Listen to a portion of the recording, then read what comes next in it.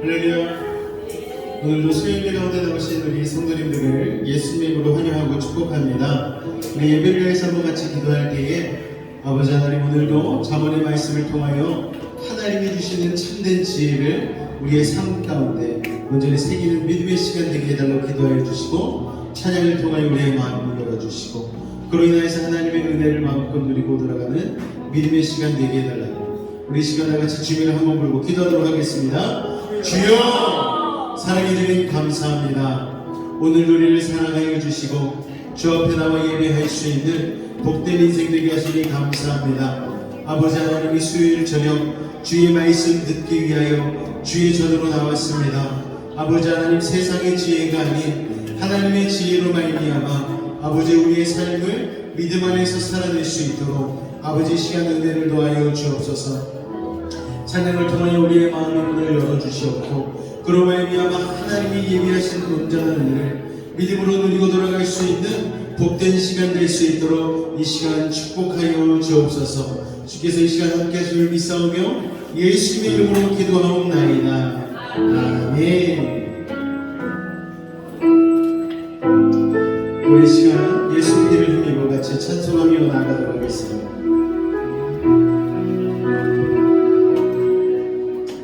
주의 보좌로 나갈 때에 어떻게 나가야 할까? 나를 구원한 주의 십자가, 나를 구원한 주의 십자가, 그것을 믿으며 가네.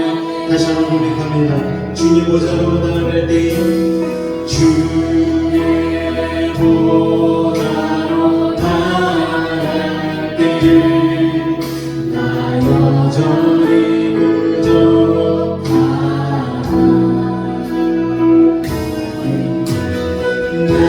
나를 부르신 주의 그 사랑, 그것을 자격 없는 내 힘이 아닌, 자격 없는 내 힘이 아닌, 오직 예수님, 오직 예수님의 보혈로. 아멘. 자격 없는 내 힘이 예수님의 보혈을 의지하며 나갑니다. 오직 예수님의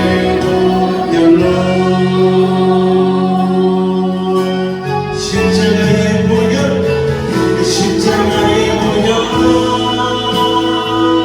완전하신 사랑, 믿음으로 나갑니다. 십자가의 보혈, 완전하신 그 사랑, 완전하신 사랑,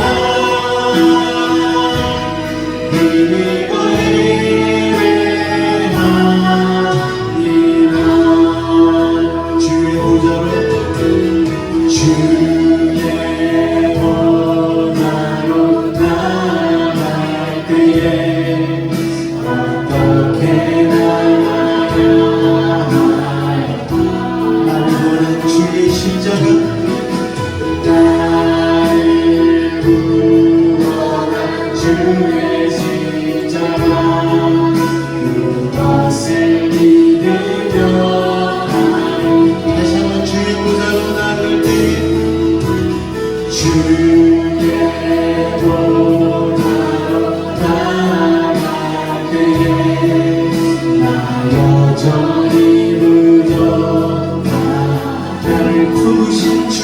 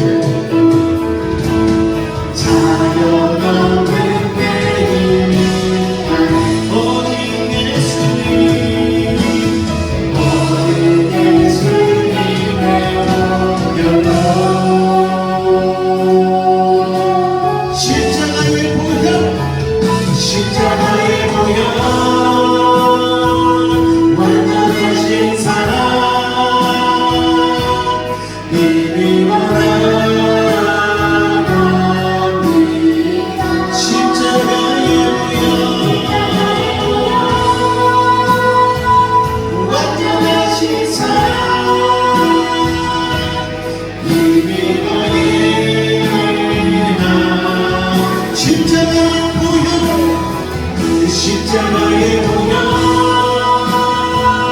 완전하신 사랑 이미 원하나이다. 십자가에 오면 완전하신 사랑 이미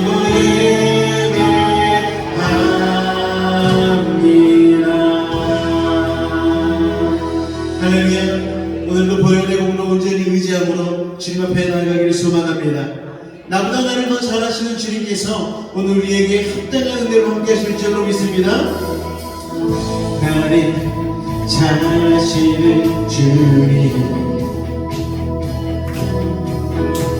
내가 주를 떠나 어디로 가겠나이까. 나 어디 가든지 어디 가든지 주의 손이 나를 인도하시. 주의 오른손이 나를 붙드시나. 나를 창세전부터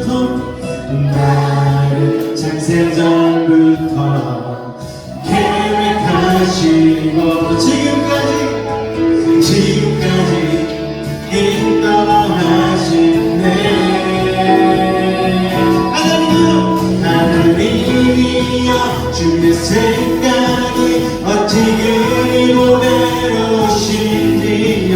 나의 생각보다 나의 뜻보다 더 크고 놀라우신 주님. 하나님이여 나를 살피사 나의 마음을 다시보니 나를 영원한 길로 인도하소서. 나보다 나를 잘하시는 주님, 나보다 나를 잘하시는 주님. 하나님을 믿으십니까? 내가 주를 떠나 어디로 가겠나이까. 나 어딜 가든지 주의 손이 나를 인도하시나. 주의 오른손이 나를 붙드시나. 나를 창세전부터 계획하시고 지금까지 인도하시네. 하나님이여 주의 생각이 어찌 그리 고배로우신지요. 나의 생각보다 나의 뜻보다 더 크고 놀라운 하나님이여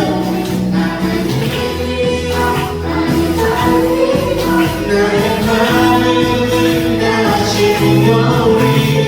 날 영원한 길로 인도하시며 주의 생각이 어찌 그리 고배로우신지요. 나의 생각보다 나의 뜻보다 더 크고 놀라우신 주님. 하나님이여 나를 살피사 나의 마음을 다시오리. 날 영원한 길로 인도하소서. 할렐루야. 하나님께서 우리를 가장 잘하신 주를 믿으십니까? 우리 그 주님을 이 시간 힘차게 찬양하며 나가겠습니다. 할렐루야.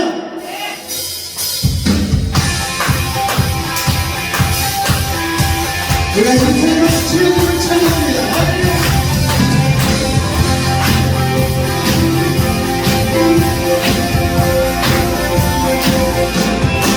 주신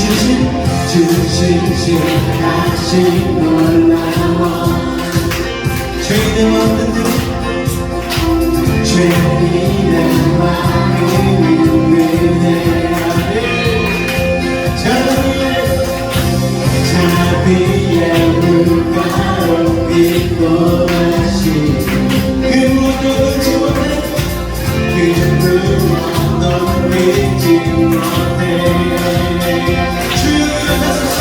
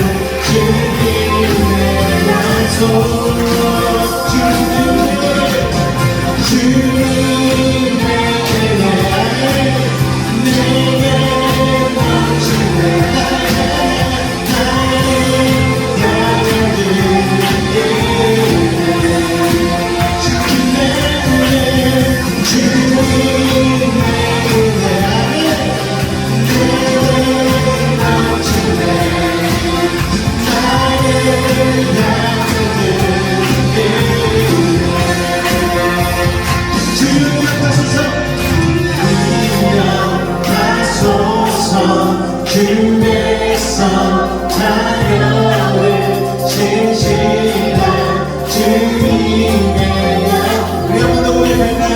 주여 하소서 주여 하소서 주께서 자녀를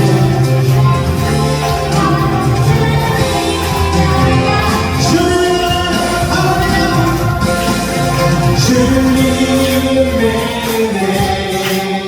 내게 넘치네 나를 향하는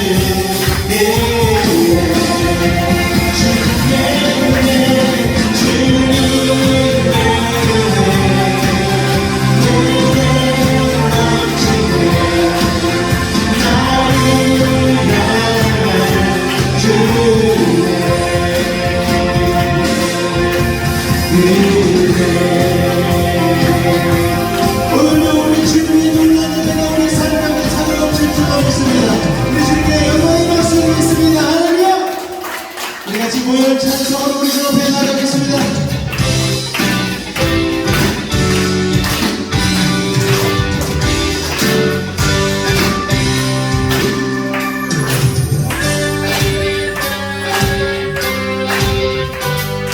우리가 자문의 찬송의 별명 예수 십자가의 별명을 빌어 예수 십자가의 별명을 빌어서 그대를 씻기려 있는가 더러운 죄지게 하는 능력을 그대를 참지 않는다 우리 한번 더 고백합니다. 예수 십자가의 별명을 빌어서 그대를 씻기려 있는가 더러운 죄 이게 하는 능력을 그대를 알지 예수의 힘써 예수의 보혈로 그대를 씻기려 있는가 마음속에 여러 가지 죄악이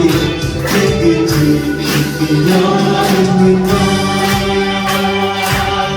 우리 주 예수와 가운데로 다시 한번 더 고백합니다. 주 예수와 만나 기도를 하되 그대는 너를 하는가 아는 데나 어디든지 그대는 십자가 그대로 바로 3절 고백합니다. 주님 예수 같이 그대 그대를 영접하게 머리 있는가 그대 모든 거룩한 그 성전에 들어가 있는가 예수의 보혈로 그대를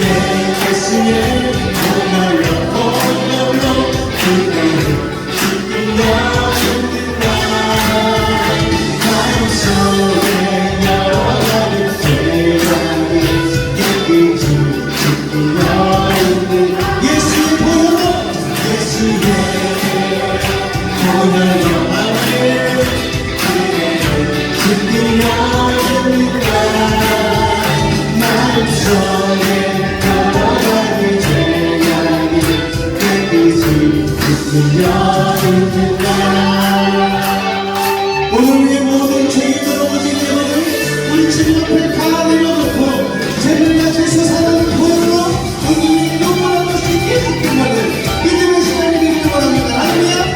우리 사진 가사가 참 고백합니다. 모든 죄에 넘어진 내 몸을 주 앞에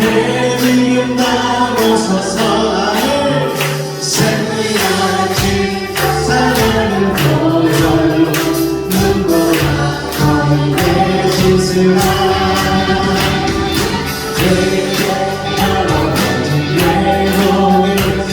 앞에 기름 나와서 새들같이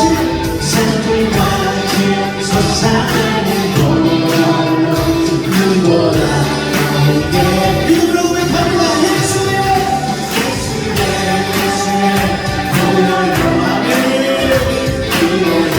주님 영원인가 마음 속에 여러가지 생각이 깨끗이 우리 한번 더 예수의 보혈로 예수의 보혈로 그대를 지키려니까 마음 속에 여러가지 생각이 깨끗이 지키려니까 보혈의 능력으로 우리 죄에서 자유함을 얻기를 원합니다. 할렐루야.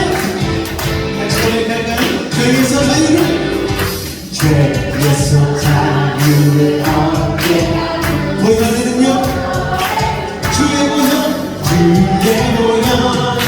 신령을 이루었은 이들이 참 놀라운 능력 이절로 고백합니다. 육체의 정욕을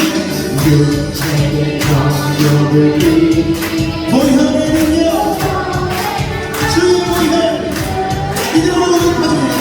정결한 하늘이여 참 놀라운 능력이여 주의 보혈 주의 보혈 능력이 주의 피 주의 피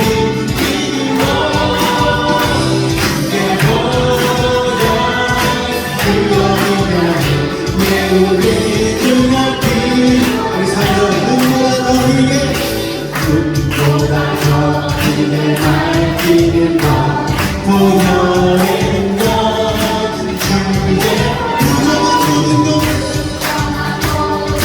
밝히 참 놀라운 능력이야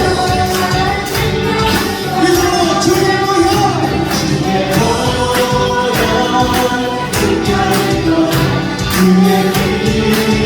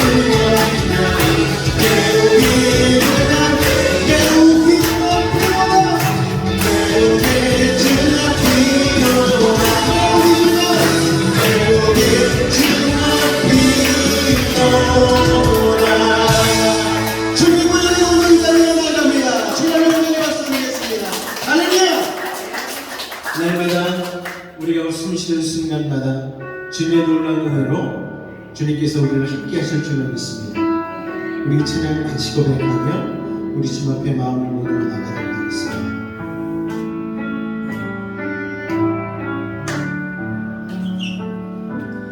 날마다 숨쉬는 순간마다 내 앞에 어려운 일 보니 주님 앞에 이 몸을 주님 앞에 이 몸을 맡길 때 슬픔 없네 두려움 없네 다시 한번 날마다 숨쉬는 순간마다 내 앞에 어려운 일 주님 앞에 이 몸을 맡길 때 주님 앞에 이 몸을 맡길 때 슬픔 없네 두려움 없네 주님의 그 자리로 주님의 그 자리로 손길 항상 주시도다 사랑스레 아픔과 기쁨을 수고와 평화와 안식을 날마다 주님의 곁에 계셔 자리로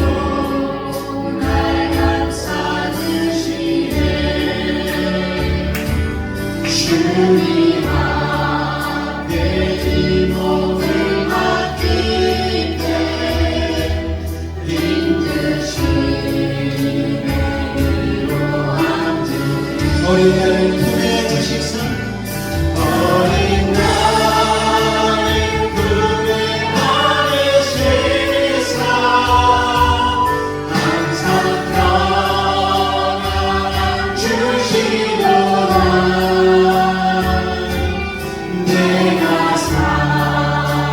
숨을 쉬는 동안 살피신 나 약속하는 인생의 어려운 순간마다 인생의 어려운 순간마다 주의 약속 생각해보는 주님 속에 기도를 잃지 않고 말씀 속에 기도를 주님의 도우심 받으며 주님의 도우심 바라보며 너의 어려운 일들도 흘러가는 순간순간마다 주님 약속 새겨 주님의 도우심 받으며 할렐루야 주님의 도우심 바라보며 너의 어려운 일들도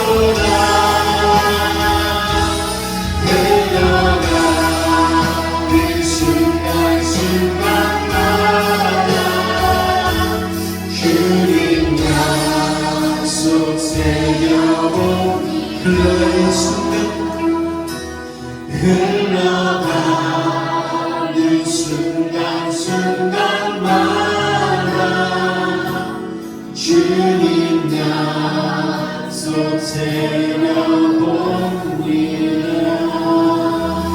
오늘 삶을 같이 기도하며 나아갈 때에 아버지 하나님 오늘 우리를 붙잡아 주시고 하나님의 놀라운 은혜로 함께 하실 줄로 믿습니다. 오늘 예배의 찬양으로 우리의 마음을 내쳤사오니 한량없는 은혜로 이 시간 함께 하여 달라고 우리 주님을 한번 부르고다시 기도하도록 하겠습니다. 주여 사랑해 드립니다. 감사합니다. 오늘 너를 사랑하여 주시고 주님 앞에 하나님 믿음으로 가는 것이 귀한 시간 복된 시간 허락하시니 감사합니다. 아버지 하나님 오늘도 그 한량없는 은혜로 말미암아 우리의 삶에 도우심을 주시는 주님 아버지 하나님 그 주님을 소망의 눈으로 바라보며 오늘 이 시간도 진리의 은혜의 속으로 들어가기를 원합니다. 말씀하여 주시고 아멘케 하여 주시고 그로 말미암아 얘기하신 모든 하나님이 원하는 믿음의 시간 될 수 있도록 아버지 하나님 도우시고 인도하여 주시옵소서. 주님 감사합니다. 주님 감사합니다. 예수 이름을 감사하며 기도하옵나이다. 아멘. 사도신경으로 우리 신앙을 주님 앞에 고백하도록 하겠습니다.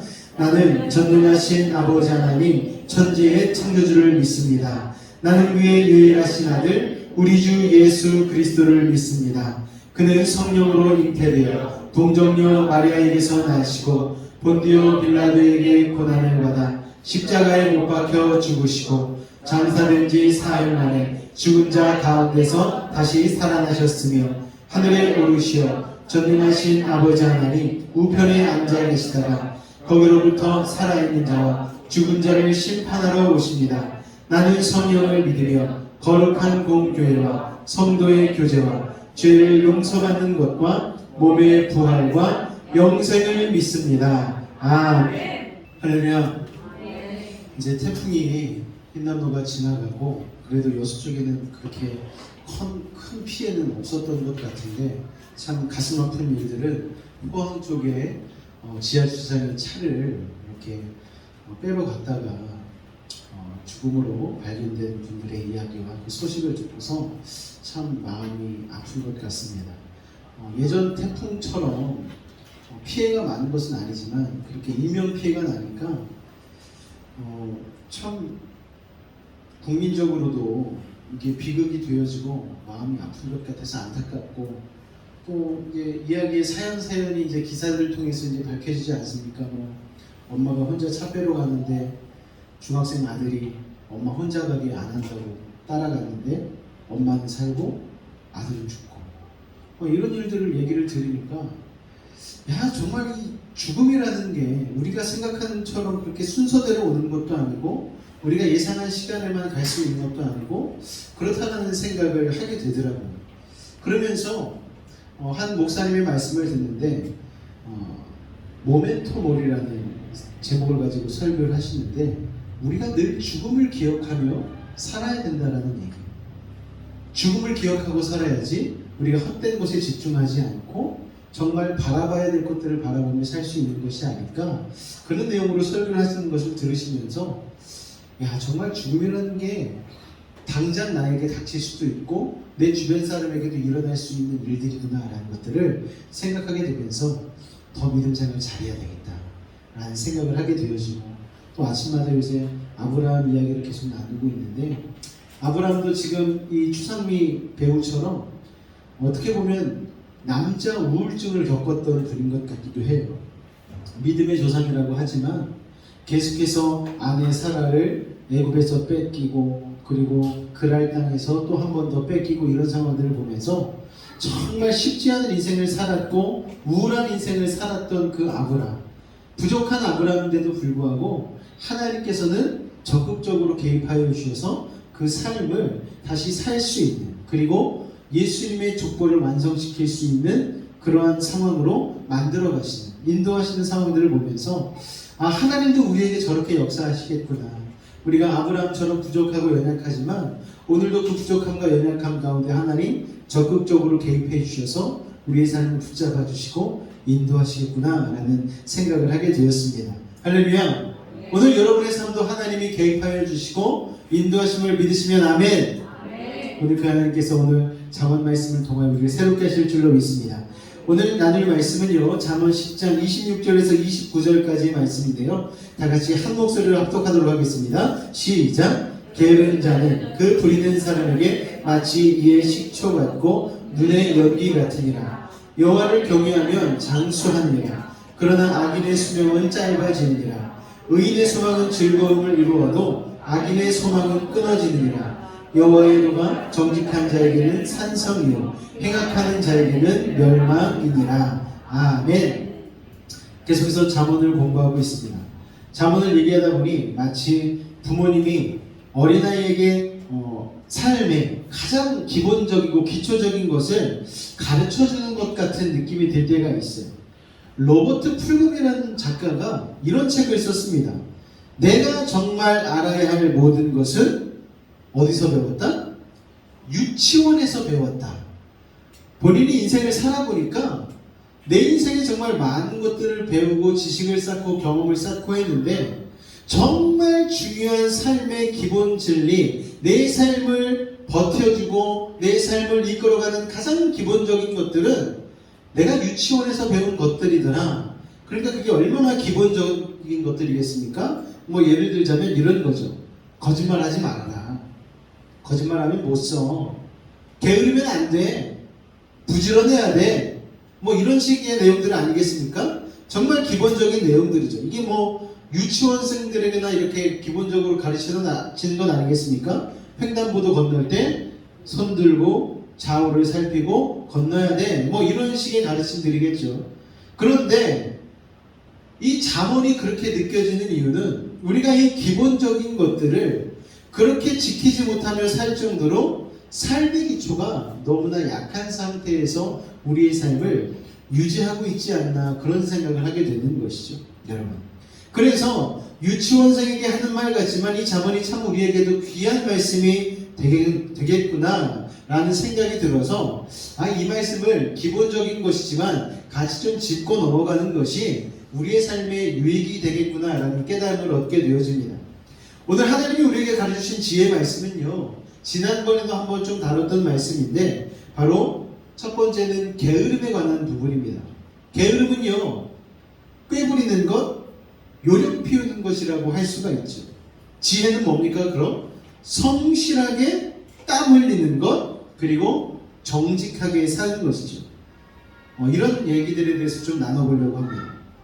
저는 군대를 충청남도 32사단을 나왔습니다. 여자들이 군대 얘기하고 축구 얘기 제일 싫어하는 군대 얘기를 시작합니다.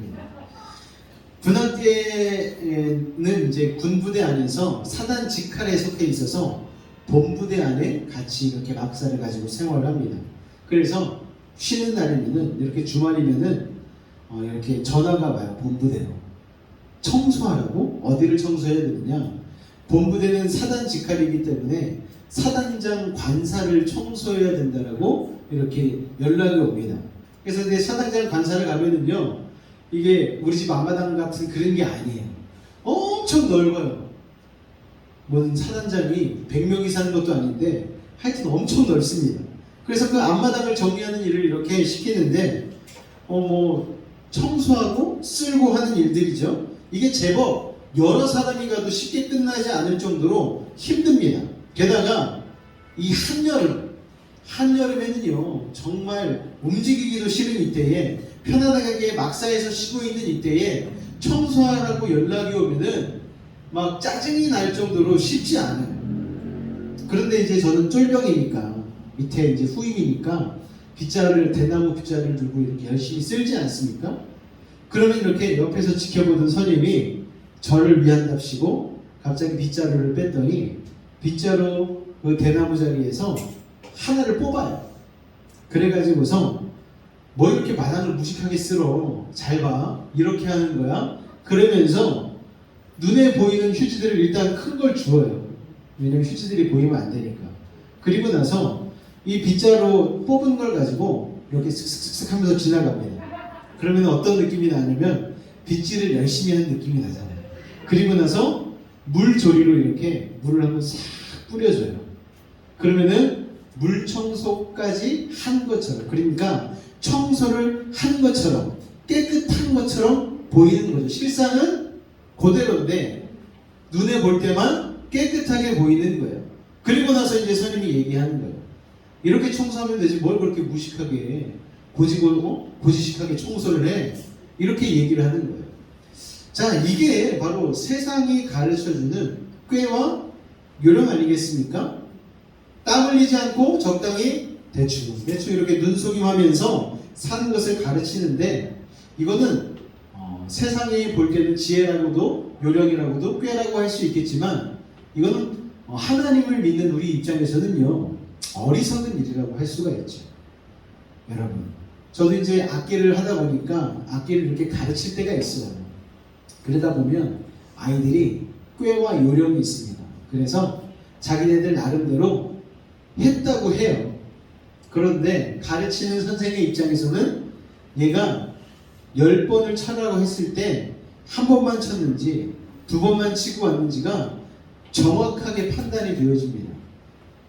알면서도 그냥 넘어갔을 때가 있어요. 여러분. 그런데 그게 누구에게 손해인 거예요? 선생님에게 손해가 아니고 본인에게 손해인 거잖아요. 가르치는 거 돈 내고 똑같이 가르침을 받는데 본인이 하기 싫으니까 오늘은 한두 번만 하고 동그라미는 다 칠해 가야지 이런 식으로 하면은 본인 손해라는 거예요. 그리고 그게 어리석은 일이 되지 않겠습니까? 그런데 그런 작은 일부터 시작해서 요령과 꾀가 늘어나면은 이 인생의 기초가 아주 약해지게 된다는 거예요. 그리고 그게 버릇이 되는 것이고 또 언젠가는 그렇게 꾀와 요령을 부린 것이 들통나게 되어지죠. 요새 정치권에서 아주 이슈가 되는 일들이 있어요. 뭐가 이슈가 되어집니까? 안 했는데 한 걸로 돼서 그걸 밝히겠다고 야당이고 여당이고 서로 아주 그냥 잡아 뜯고 물어 뜯고 뭐 난리가 났어요. 논문을 본인이 안 썼는데 본인이 썼다고 하니까 이거를 특검을 해야 된다라고. 아니 뭐 그 논문 하나 가지고 특별 검사까지 이렇게 임명을 해가지고 막 하고 또 반대편에서는 또 다른 범죄들에 대해서 우리도 가만히 있을 수 없다. 우리를 물어뜯으니 너희도 물어뜯어야 되겠다고 추석을 목전에 앞두고서 아주 두 당이 난리가 났어요. 여러분. 그러니까 예전에는 요령과 꾀로 넘어갔던 일들이 이런 상황이 되니까 드러나게 되어지고 들통이 나는 것이죠. 그래서 전부 다 욕을 먹고 있지 않습니까, 여러분? 늘 그렇게 되면은 상관이 나보다 윗사람이 나보다 높은 사람이 오나 안 오나 누가 보나 안 보나를 생각하게 된다는 거예요. 즉 눈치 보는 인생이 된다는 거예요, 여러분. 그리고 그런 일을 하게 되면 꾀와 요령을 부리면 결국은 들키게 되어 있습니다. 그렇게 되면 군대에서는요 기합받아야 되잖아요. 근데 기합받는 것도 참 힘들지만 평가가 바뀌게 되지 않습니까? 평가가 바뀌어서 저 사람은 꾀와 요령만 부리는 사람이야 라고 평가가 내려지게 됩니다. 그런데 그렇게 한번 평가가 내려지면은요 그 인식을 바꾸기가 정말 쉽지가 않습니다. 양치기 수준이 여러분 왜 위험합니까? 거짓말 한 번 사람들이 속아줬어요. 두 번 그때도 속아줬습니다. 세 번째 속으니까 사람들이 양치기는 거짓말쟁이. 이게 우리의 인식에도 있잖아요. 이런 양치기 같으니라고. 그럼 우리의 생각 가운데 거짓말쟁이를 얘기하는 거구나. 우리가 그 이야기를 통해서 우리가 그런 생각을 가지고 있지 않습니까? 마찬가지라는 거예요. 삶의 평가가 거짓말쟁이로 낙인이 찍히게 되어지면은 정직한 사람으로 인식이 변화하게 하려면은 거짓말은 3번 만에 거짓말쟁이가 됐는데 정직한 사람으로 다시 인정을 받으려면 몇백 번을 정직하게 살아야 되고 몇천 번을 정직하게 살아야 되는지 모릅니다. 그렇게 정직하게 살아도 그 인식이 바뀌지 않을 수도 있는 거예요. 그런데 그것도 모르고 이 군대 선임은 인생은 요령이야. 군대는 요령이야. 라고 얘기하는데 그것 따라가면 망하는 것이죠. 제가 부교육자 생활할 때 들은 교훈 중에 하나가 있는데요.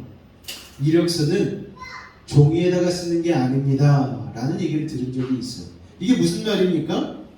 이력서를 써들고 쫓아다니기 시작하면 인생처럼 피곤해진다라는 거예요.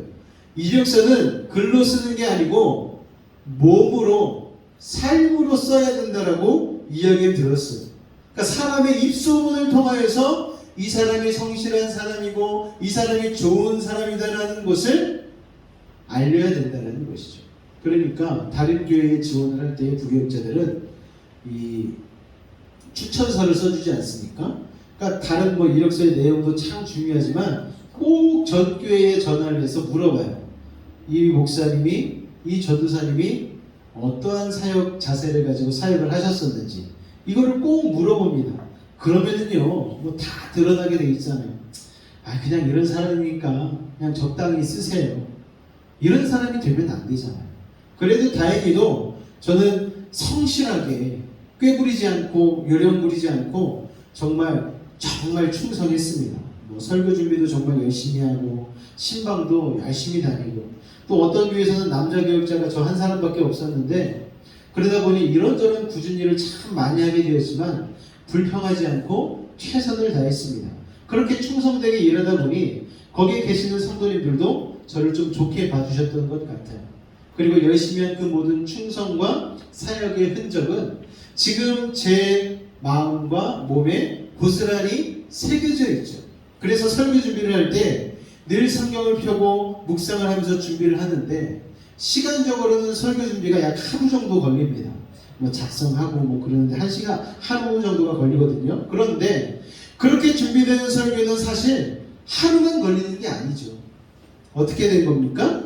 제가 지금까지 한 수많은 사역의 노하우와 지식과 지혜가 녹아들어서 그렇게 설교 한 편이 만들어진다라고 생각하면 이 설교가 하루 만에 작성되는 것이 아니고 제 평생에 걸쳐서 작성되는 설교라고 해도 과언이 아니라고 할 수가 있는 것이죠.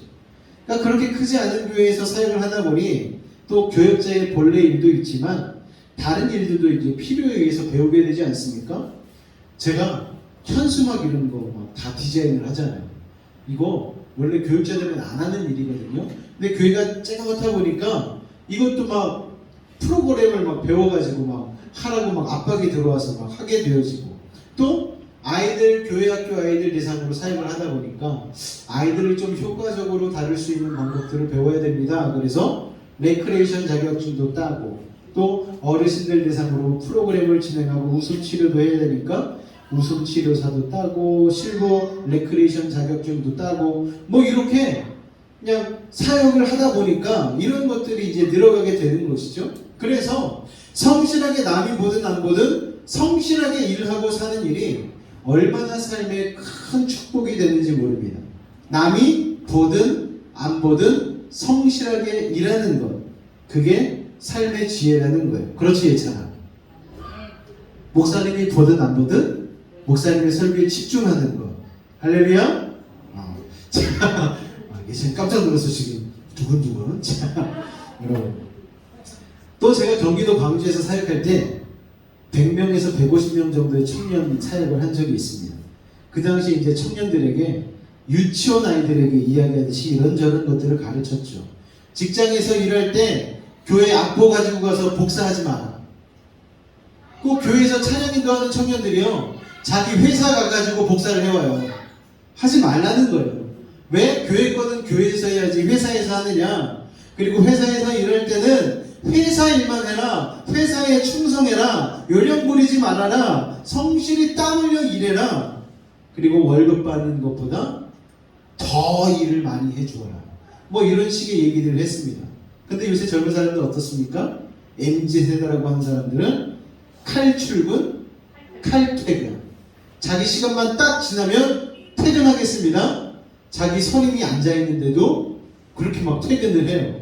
그러니까 자기가 버는 것 이상의 일을 하는 것에 대해서 불쾌하게 느끼고 그렇게 일을 강요를 당하면은 불만을 폭로하는 것이죠.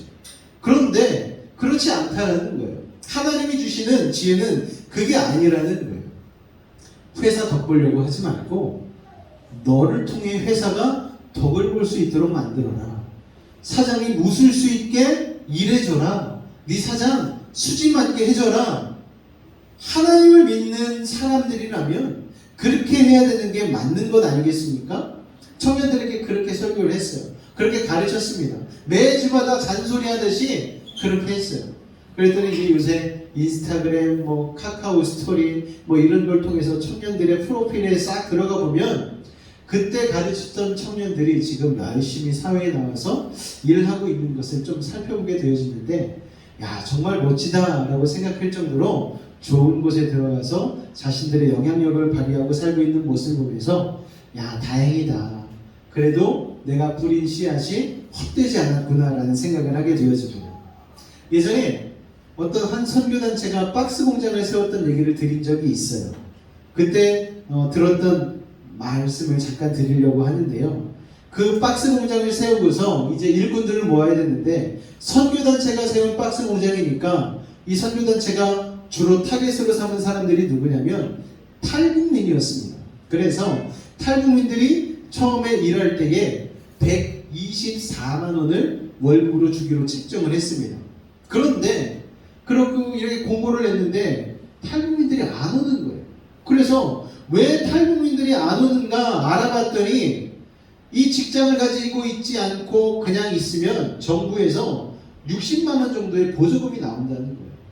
그리고서 나머지 날은 좀 돈이 없다 싶으면 편의점 같은 데 가서 조금 일을 하면 거기서 버는 돈이 한 6, 70만 원 정도 되니까 그 돈하고 보조금하고 합쳐가지고 살면은 120만 원 돈이 거의 똔똔이 되니까 힘든 일 하지 않고 그냥 이렇게 설렁설렁 살아도 더 편하고 좋다는 거예요. 그래서 박스 공장 안 오겠다라는 거예요. 여러분, 똑같은 돈이면 뭐하러 힘들게 일하냐는 거예요.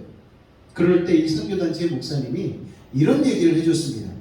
그거 맞는데 너네들이 생각하는 박스 공장에서 일하는 돈과 그리고 정부 보조금 나오고 너희들이 조금 아르바이트해서 버는 돈이 액수로는 같은데 같은 돈이 아니야 라고 얘기를 해주는 거예요. 이게 뭡니까? 그러니까 정부에서 주는 것은 얻어먹는 거고 너네가 박스 공장에서 땀 흘려 일해서 번 돈은 어떤 돈입니까? 벌어먹은 것이기 때문에 다르다라는 거예요. 이게 뭔 차이가 있느냐? 얻어먹는 건 얻어먹는 것으로 끝나지만 그 이상 더 많은 것을 얻어먹기는 어려워. 발전이 없어. 그런데 박스 공장에서 하는 일은 처음 시작은 120만 원이어도 이거는 시작하는 금액이야. 경력이 쌓이고 일을 잘하게 되어지면은 지금은 120만 원 받지만 나중에는 150만 원도 받고 200만 원도 받게 될 거야. 그렇게 얘기하며 이 탈북민들로 하여금 얻어먹지 말고 벌어먹어라 이 얘기를 했더니 이 얘기에 마음이 동하여서 탈북민들이 그 공장으로 모여들기 시작했습니다. 그리고 정말 그 선교단체 목사님의 말씀대로 열심히 성실하게 일을 해서 자신의 가정을 잘 가꾸고 그리고 거기서 모은 돈을 가지고 자기 사업을 차려서 그렇게 나름 성공한 삶을 사는 사람들이 많이 나왔다라는 거예요. 여러분, 성실함은요 인생의 이런 유익함들을 우리에게로 가져다 줍니다. 요새 젊은이들 중에는요 벌어먹는 것보다 얻어먹는 것에 안주하려는 이들이 꽤 있어요. 요새 MZ세대라고 하는 사람들 취업 경영을 보니까요 1년 정도 일하다가 1년 딱 퇴직금 받을 시기에 딱 일을 받는데요. 그리고서 실업급여를 쭉 받다가 실업급여 끝날 때가 되면 다시 재취업 또 1년 다니다가 딱 끝나고 그리고 또 실업급여 받고 그러니까 이번에 그 근로복지공단에서 이 실업급여에 대해서 좀 제동을 걸었습니다. 이렇게 해서 실업급여를 타먹는 사람들이 너무너무 반복적으로 타먹는 사람들이 계속 타먹고 반복을 하니까 이건 안 되겠다. 이제 실제적으로 취업할 때에 노력을 한 것들에 대해서 우리가 제대로 들여다보고 제대로 취업 활동을 하지 않은 사람에 대해서는 지급하지 않을 것이고 그리고 반복적으로 실업급여를 받는 사람들에 대해서 이제 제한을 하겠다라고 정부에서 발표를 했습니다. 여러분, 그래도 뭐 똑똑한 사람들은 그러니까 자기 나름대로의 꾀와 요령이 있는 사람들은 또 편법을 써가지고 어떻게든 빠져나가겠죠. 근데 그게 중요한 것이 아니고 그런 불성실함으로 그런 게으름으로 그런 꾀와 요령으로 사는 사람들은 자기의 인생의 경력이 쌓이지 않는다는 거예요. 젊은이들 사이에서 열정페이가 대두된 적이 있습니다. 뭐 미용실 기술 배우려고 하는 이들이 기본급도 못 받고 돈을 그렇게 적게 받으면서 그냥 힘만 쓰고 일한다라는 내용이에요. 물론 기본급조차 주지 않는 고용주들이나 기술을 가르치는 선배들이 문제이긴 하지만 예전에는 안 그랬잖아요. 돈 하나 받지 않고 공장에 들어가서 저 숙식만 해결해 주십시오. 제가 기술 배우는 동안은 월급 받지 않겠습니다. 예전에는 다 그런 식으로 일을 배웠어요. 그렇지 않습니까, 여러분? 예전에 제 때까지만 해도요, 그런 식으로 무엇인가를 기술을 배우고, 그러니까 내 삶을 희생하고 내 삶을 조금 소진시켜 가면서 그런 기술들을 배우고 어떤 가르침들을 배웠던 것이 기억이 납니다. 물론 요새는 시대가 바뀌어서 그런 식으로 일을 배우지는 않겠지만 그럼에도 불구하고 그런 자세는 굉장히 중요하다는 거예요. 그렇게 자기의 일들을 배우기를 주저하면서 평생의 자신의 무형의 자산을 만드는 일은 참 쉽지 않다는 것이죠.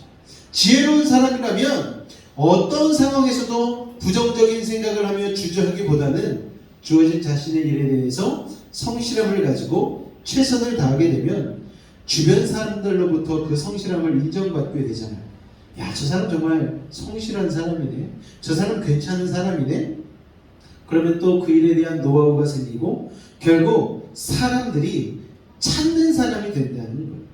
사람들이 꼭 찾는 사람들이 있잖아요. 저 사람 갖다 써봐. 그렇게 아름아름 알아서 소개시켜준 사람들은 정말 실력 있고 잘하더라고요.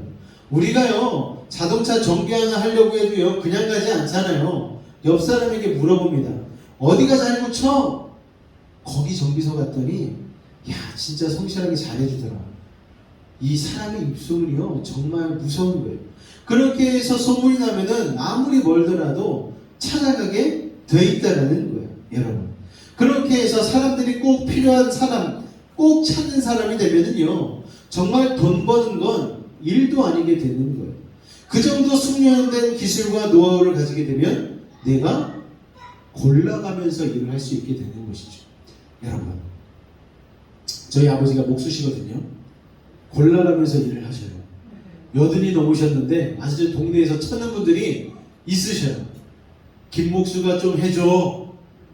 그러면은 아버지가 이렇게 한나절 가서 일해주고 오면 정말 기술이 좋긴 좋더라고요. 돈 30만 원을 그냥 하루아침에 벌어오셔요. 그 몇 시간 일해주고 나서 망치면이가 툭툭툭 하고 나서 요새 뭐 다 쏘는 걸로 하긴 하지만 정말 대단한 분이십니다. 그러니까 사람이 그렇게 찾는 실력, 노하우 가지게 있게 되면 정말 복된 인생으로 살아갈 수가 있다는 거예요. 그래서 우리는 인생에 있어서 게으름 피우지 말고 꾀와 요령 부리지 말고 성실할 필요가 있다는 것을 기억하시기 바랍니다. 할렐루야. 자, 첫 번째는 오늘 말씀을 통해서 알 수 있는 게 뭐라고요? 성실함. 여러분. 두 번째는 정직함에 대해서 잠깐 얘기를 해보도록 하겠습니다. 아까 박스 공장 얘기 잠깐 했잖아요. 그 목사님이 박스 공장을 이렇게 세우면서 직원들, 그러니까 탈북민이 아닌 일반 직원들에게 얘기한 게 있어요. 뭘 얘기했느냐? 탈북민들에게 정직을 기대하지 말라는 거예요. 왜냐? 그들은 살아남기 위해서 정직하지 않아야만 하는 험난한 탈출 경로를 통하여서 이곳까지 온 사람들이기 때문에 그들에게 정직을 요구하지 말라는 거예요. 직원들한테는 그렇게 얘기하고 탈북민들에게는 탈북민 직원들에게는 뭐라고 얘기했느냐? 정직을 가르쳐 주었습니다. 거짓말해도 괜찮고 이해한다. 하지만 너희들이 탈북해서 온 이 대한민국 사회는 신용이 돈이고 신용이 무기인 사회다. 지금까지는 살아남기 위해서 거짓말을 했다라면 이제 앞으로 정말 잘 살기 위해서는 정직하게 살아야 돼.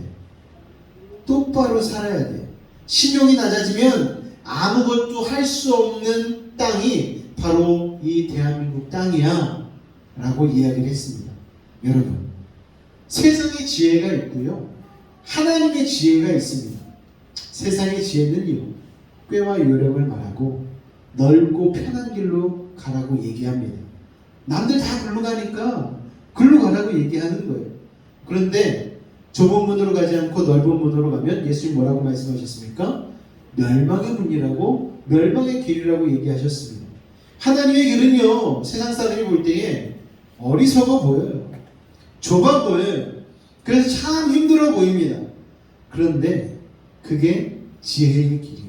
아주 간단한 의미지만 거짓은 어리석음이고 정직은 지혜입니다. 그리고 게으름과 요령은 또 어리석음이고, 남이 보거나 안 보거나 성실히 땀 흘려 열심히 일하는 것은 지혜라는 사실을 여러분 기억하시기 바랍니다. 사랑하는 베이직 성도 여러분, 어디서 무슨 일을 하시든지 성실히 열심히 일해서 그 회사 수지맞게 해주시고 그 회사의 자랑거리가 되시고 복이 되셔서 또 정직히 살아서 결국 여러분이 축복이 되어지고 여러분의 삶이 큰 덕이 되어지는 그런 지혜로운 삶을 사실 수 있기를 주님의 이름으로 축원을 드립니다. 할렐루야. 이게 우리 학생들에게도 적용되는 것 같아요. 학생들 살다 보면 요령 피워야 될 때도 있고 꾀를 부리라고 얘기하는 일들도 많이 듣습니다. 여러분, 그렇지만 좀 무식해 보일지라도 좁은 길로 가시기를 주님의 이름으로 부탁을 드리겠습니다. 그럴 때에 여러분의 삶 가운데에 이 경쟁 사회에서 정말 하나님께서 여러분의 삶을 이끌어 주시고 옳은 길로 가게 해주셔서 여러분의 삶 가운데 여러분이 꽃 피어나게 해주고 하나님이 머리 삼고 꼬리 되게 하지 않는 그런 믿음의 열매들이 맺어질 줄로 믿습니다. 할렐루야. 기도하도록 하겠습니다. 사랑의 주님, 잠언의 말씀은 마치 유치원 아이들에게 가르쳐주는 교훈과 같습니다. 그런데 가장 기본적인 것이고 기초적인 것인데 우리는 그와 같은 교육을 등한히 하며 살아서 기초 없는 건물같이 우리의 삶과 신앙이 무너질 때가 있었습니다. 오늘 우리에게 주시는 말씀도 어린아이에게 주시는 교훈의 말씀 같은데 우리의 인생에 참 중요한 말씀입니다. 꾀부리지 말아라. 게으르지 말아라. 열심히 살아라. 성실하라. 그리고 무엇보다도 정직하라. 세상은 거짓과 꾀와 요령을 가르쳐서 편한 삶으로 우리를 유혹하지만 그것은 사망으로, 멸망으로 인도하는 길이요, 하나님의 길은 좁아 보이고 힘들어 보이고 어리석어 보이지만 지혜의 길은 것임을 다시 한번 깨닫고 정직하고 성실함으로 하나님이 가르쳐주는 지혜의 삶을 살아가는 우리 성도들 다 되게 하여 주옵소서. 예수님의 이름으로 기도하옵나이다. 아멘. 할렐루야. 우리 시편 139편 우리 찬양 가사를 생각하며 우리 한번 찬양하도록 하겠습니다. 하나님이요, 우리를 그 누구보다 잘 알고 계십니다. 잘 아시는 그 주님 앞에 우리 찬양을 고백하며 같이 나가겠습니다. 내가 주를 떠나 어디로 가겠나이까. 나 어딜 가든지 주의 손이 나를 인도하시며 주의 오른손이 나를 붙드시리라. 나를 창세전부터 계획하시고 지금까지 인도하시네. 하나님이여 주의 생각이 어찌 그리고 외로우신지요. 나의 생각보다 나의 뜻보다 크고 놀라우신 주님 하나님이여 나를 살피사 나의 마음을 가시오니 나를 영원한 길 인도하소서.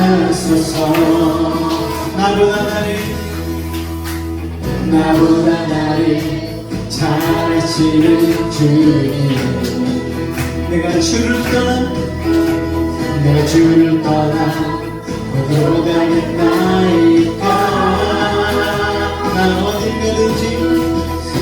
어딜 가든지 주의 손이 나를 인도하시고 주의 오른손이 나를 붙드시리라. 나를 창세전부터 계획하시고 믿음으로 고백합니다. 지금까지 인도하시네. 하나님이